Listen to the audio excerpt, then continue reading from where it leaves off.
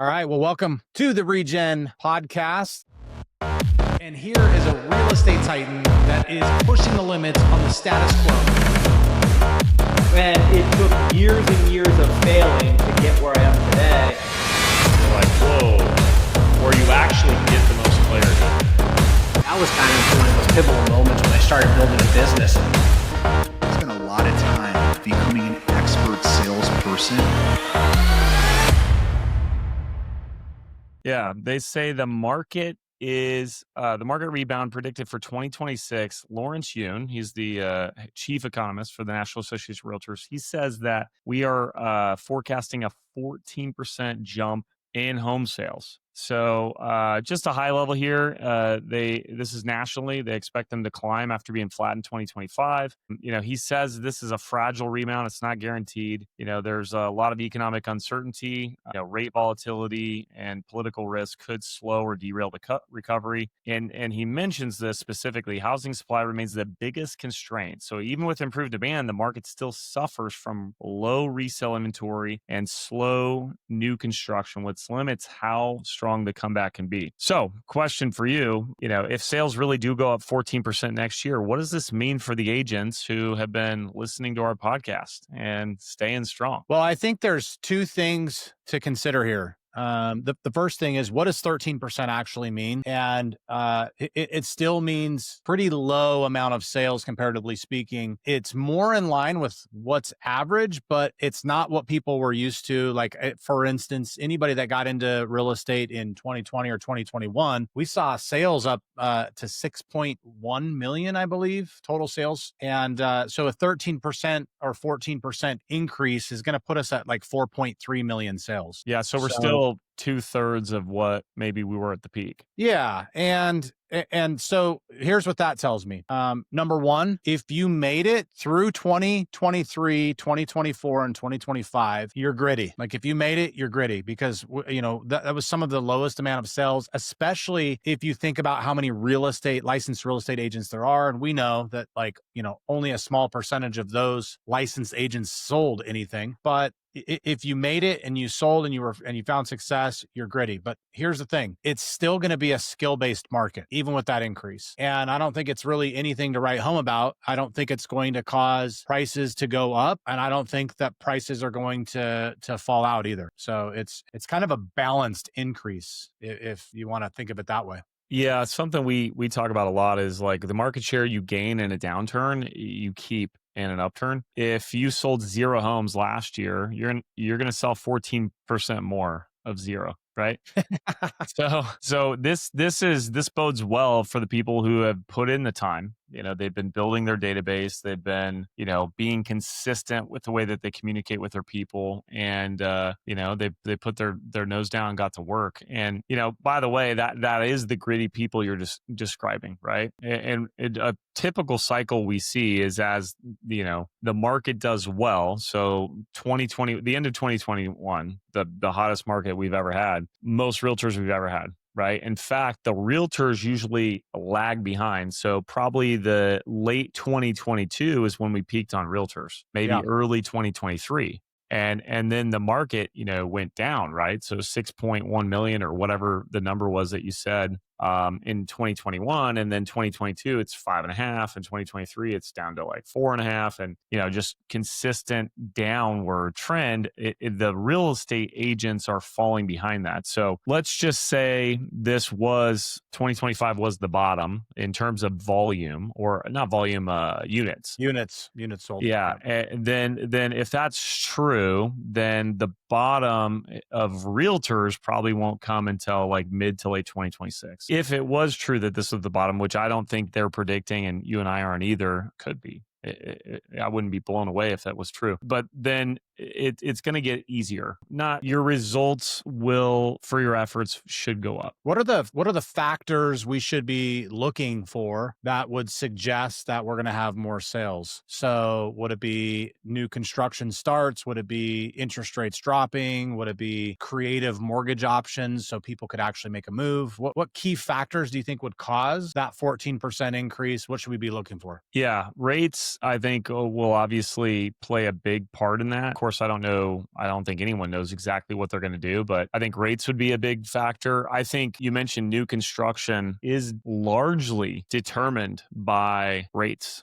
and demand forecasting. If you think about new construction cycles, Brent, if you're like, hey, I want to build 500 homes in this market, yeah, maybe the lots are there, maybe not. Most of the time, the lots are not there, which means you have to buy the land, you have to develop the land, you have to put in the infrastructure for the land. Then once you do that, you can finally build houses. Then you finally get paid. Depending on the market, like in the Boise area, that process is relatively quick at 2 to 2.5 years. In other markets like California, I know that could be a 5 to 7 year process. If there's uncertainty, these companies hit the brakes, and starting back up, it's like a locomotive, right? It doesn't just like go right back to 60 miles an hour. I mean, it's very, very slow. So yeah, if we could get some consistency in the economic policy, they're like right now, it's December as we're talking of 2025. The Fed doesn't want to lower rates like the White House does. And so you have these battling opinions on what should be taking place. And I don't know who's right, but that confusion slows people down. Got it. So I'm looking up here, and what Gemini says, the prediction based on all of the predictors out there from NAR, Fannie Mae, Redfin, Mortgage Bankers Association, they're all predicting interest rates to stay almost exactly where they're at now, all of them. And so what does that tell us?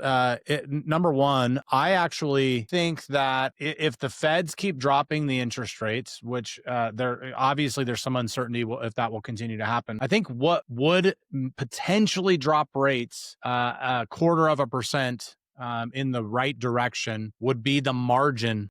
All of the lenders changing the margin between the rate they're borrowing at and the rate they're lending at. That margin has been quite a bit higher because of the uncertainty and because they're building in. They don't know how many refinances they're going to be taking on when they were selling those high rates. Yeah, so another term for that is the spread, the treasury spread. Yeah, exactly. So I think if we do see any interest rate improvement, that's probably going to be where it comes from. If the Feds do lower the rate, you're going to see it not drop through the actual investment in treasuries, but the lowering of the spread. Well, and that all comes from the Fed's speak. And not to nerd out too much, we'll give maybe one more minute on this and then we'll move on. Like right now, it's Tuesday, the 9th of December. So tomorrow will be the 10th of December, which is when they actually determine whether the rates are going to go up or down. It's an 89.6% likelihood that they lower the rate 25 bips, which is actually, that's a smaller likelihood than the last 3 rate rate decisions they've made, because they were all like 99.9 or something like that. So there's a little bit of doubt here, which is interesting. That like you mentioned already, the uncertainty freezes the builders and developers, but it also freezes those banks because they're afraid if they don't have the spread where it's at today, then they could be in a tough spot if policy doesn't go the way they want it. So right now you're at 375 to 400, but that puts interest rates at around 6.25. So that's, a 225 to 250 basis point spread. Whereas we've seen in the past as low as 100 basis point spread. I think we've even seen as low as 3/4 at some point. So if you just figure a normal spread's like 1.5%, we have 0.75% they could go down today if they felt comfortable. That'd be 5.5, Brent, on a 30-year fix.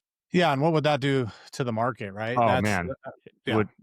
Demand would go up significantly and inventory would go down significantly. So I think it's probably good that if it does stay around 6 to 6.5 for 2026, it's probably healthy. Let's finish this conversation with something tactical, and then we can move on. And here's the tactical thing: if demand, let's just hypothetically say that the sales go up by 14%. How should an agent shift the conversation they're having with sellers and pricing, if at all? What's your opinion on that? Well, there's sellers and then there's triers is my opinion. You mentioned this very early on in in today's podcast, it's a skill-based game. So I think there's two things. So I'll talk about buyers and I'll go to sellers real quick. So buyers, if you have all these buyers on the sideline waiting for rates to come down, the answer is they're going to keep waiting. That's the answer. That's what Jim and I just told Brent. That's what everything has told us for the last probably at least 6 months, is that, we're not going to see a massive rate improvement in the coming year. So knowing that, you need to have the skills to talk to people about rates. Like, what's significant about that? How does that help you? What if we could lower your overall monthly payments, not just your mortgage? Like, what if we could get rid of other debt and bring your household monthly payments down, even getting a higher interest rate? That's a skill-based conversation, which we talk about in Daily Growth all the time, Brent. So quick shout out for that. If you're listening to this right now and you're not joining us every morning, it's at 11 a.m. Eastern, 8 a.m. Pacific. For 30 minutes, you get Brent and I live. You can ask questions. You can give us your feedback. You can help your peers grow, and you can meet new agents. So join us at Daily Growth. You can find that at realestategrowth.network. Right at the top, there's a Daily Growth button. So that's that. On the seller side, how to price. Like, if you want to sell, you need to be priced correctly. The 14% increase in sales, that's because inventory is going up. It doesn't mean there's more buyers. So if inventory is going up, it's getting more competitive to sell. And if it's getting more competitive to sell, you need to win the competition, Brent. So, from a pricing standpoint, before we used to look at pricing, Brent, and say, like, what has happened in the last 6 months? And then we pick a price based on that because that's what your home's worth. But what do we do now? Well, we look at the actives, really. We look at the comparables and we factor in, or we figure out what the 30-day absorption rate is for that subset of properties. And then we know we have to be in that absorption rate percentage in order to sell in the next 30 days, or increase the likelihood of selling in the next 30 days. But here's the thing. Here's the thing that I want to hammer home is, let's say 14% increase, and that does increase the amount of buyers that are out there. That's not a large enough increase to change the strategy of how we're currently having the conversation and pricing homes. It just isn't a large enough increase. And so if you're in this business and you're hearing the headlines of, because if you read that headline, the headline's like, market rebound predicted for 2026. That's as an agent, you hear that seller's market, you hear like, we're going back to where we were. That's not the case. And so I think two things. I think it's important as agents that we read between the lines, and we actually read the articles and read what it actually says, because our consumers are reading the headlines and they're not reading beyond that most of the time. So it's our job to absorb the knowledge and use our skill to educate them. Yeah, you're 100% accurate. I don't even want to pile on anymore. I mean, that's rewind. It's a funny saying. We don't rewind anymore. Just click like 10 seconds back. Hit 10 seconds back. Now it's 20. Hit 20 seconds 30 back. 30 seconds back now. Yeah. Rewinding is back in the VHS days, man. Well, do you want to send this home? Well, I know we have 3 minutes left, because we got to jump on some other meetings here, but I just think that, the good news is, if you made it this far, congratulations.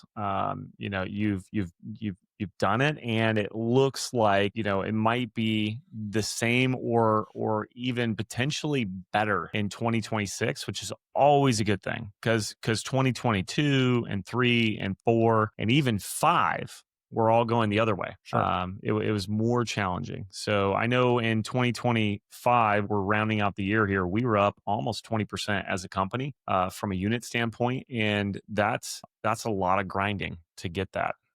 It really is. Well, the market's down, right? Yeah. And so if you're even You're or winning. up from your previous year, you're winning. You're actually gaining market share. Correct. And, I'll just echo what you said earlier. And I think this would be a good just thought to leave on for everybody, which is the market share you gain when it's going down is the market share you enter the good market with. So get your unfair share, grind, build your skill, and what you build today you'll be able to take into the better market, whether it's 26 or 27. So don't let the market dictate your activities. In other words, don't let it tell you to not work harder. Like, it's okay to work harder. It's okay to grind, because the fruits of your labor might not show up this year or next, but it will definitely show up. Agreed. So, and with that, just a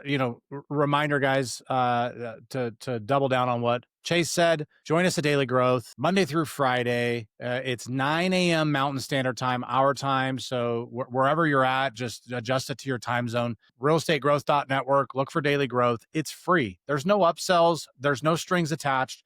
This is a way for us to give back, and it's a way for us to get into relationship with agents across the nation. Selfishly, this is how we generate business. This is how we generate referrals, is by giving value, sharing everything we've learned over the 20 plus years we've been doing this, the 6,500 homes that we've sold. We just impart as much knowledge as we can as free value.